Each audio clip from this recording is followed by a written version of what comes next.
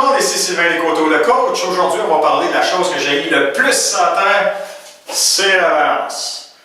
God, j'ai cet instrument de torture. En fait, c'est vraiment un instrument de torture pour la plupart d'entre vous. Ce que vous devriez faire avec cet objet-là, c'est jouer au frisbee, vous ouvrez la fenêtre et vous tirez ça dans la fenêtre le plus loin possible au bout de vos bras pour plus jamais le revoir.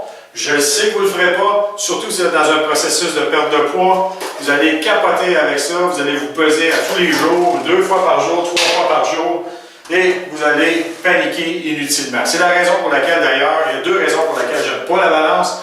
La première, ça ne vous donne pas l'heure juste. Évidemment, ce n'est pas pour vous donner l'heure, c'est pour donner le poids, mais ça ne vous donne pas le poids juste non plus. En fait, une balance vous donne un chiffre, et ce chiffre-là ne vous dit pas de quoi il est constitué. C'est du gras, c'est du muscle, c'est de l'eau, peu importe. Donc, un exemple parfait, c'est si vous entreprenez un programme d'activité physique, de musculation, mais le muscle est plus lourd que le gras, donc c'est fort probablement que dans les premières semaines, vous vous pesez tous les jours, vous allez voir que votre masse va augmenter. Quand en réalité, on s'en va dans une direction qui est très positive. Ce que vous devez faire au lieu de prendre une balance à ce moment-là, c'est de regarder la teinture des pantalons, vos chemises. Regardez-vous dans le miroir en sortant du bain de la douche et ça va vous donner la vérité beaucoup plus qu'un chiffre. Et souvent, les chiffres que vous avez dans votre tête comme objectif sont totalement irréalistes. À tous les jours, je rencontre des gens, souvent c'est pour une perte de poids. Qu'est-ce que c'est quoi ton objectif? Je veux perdre du poids. On parle de combien de livres? 20, 30 livres. Et quand je pose la question qui tue, ça fait combien de temps que tu as pesé 20, 30 livres de moins? J'ai jamais pesé ça, ou j'avais 13 ans, ou ça fait 20 ans. En fait, le chiffre vient d'un magazine, d'un ami, de nulle part, et c'est totalement irréaliste. Donc, ce que vous faites, c'est que vous vous maltraitez. Souvent, vous allez faire l'erreur d'aller faire des diètes par-dessus parce que vous n'avez pas le maudit chiffre sur la colline de balance. La deuxième raison, la balance, c'est comme de la drogue. En fait, c'est au même niveau que la cocaïne, que le sucre.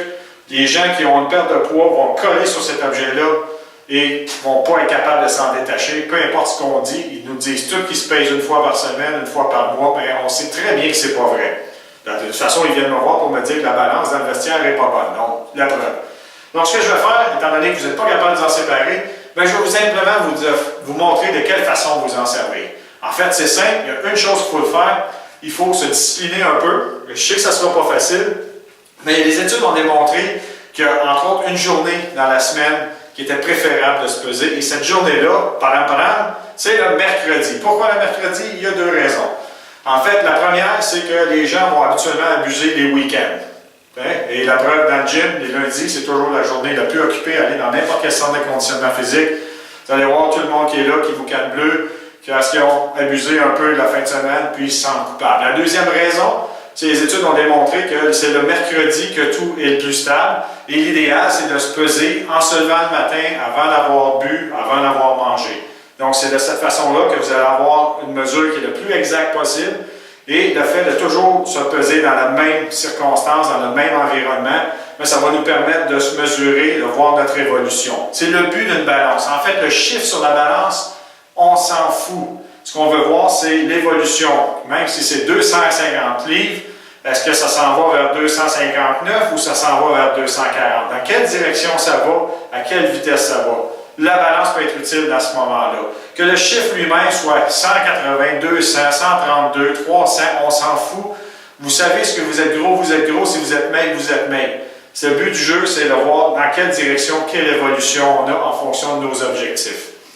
Donc, si j'ai une suggestion à vous faire, si vous êtes obligé de vous servir d'une balance, mercredi matin, avant de boire, en se levant, avant de manger, et 2, essayez de vous procurer un modèle un peu semblable à ça, qui lui va vous donner, il y a plusieurs modèles qui existent sur le marché, qui va vous donner le pourcentage de gras et souvent l'hydratation.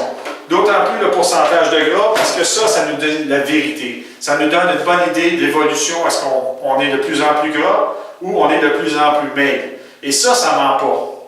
Au moins, on a de l'information qui est pertinente. Le chiffre, on s'en préoccupe encore plus ou moins, mais on regarde encore une fois l'évolution et là, on mesure quelque chose de concret. Parce qu'on veut faire, dans le fond, c'est pas perdre du poids, on veut perdre du gras. Et c'est là le secret. Sur ce, merci de m'avoir écouté. On se revoit à la prochaine chronique. Passez une bonne semaine d'ici là, vous souriez, vous bougez et assurez-vous d'être à 100% tous les jours. Ciao!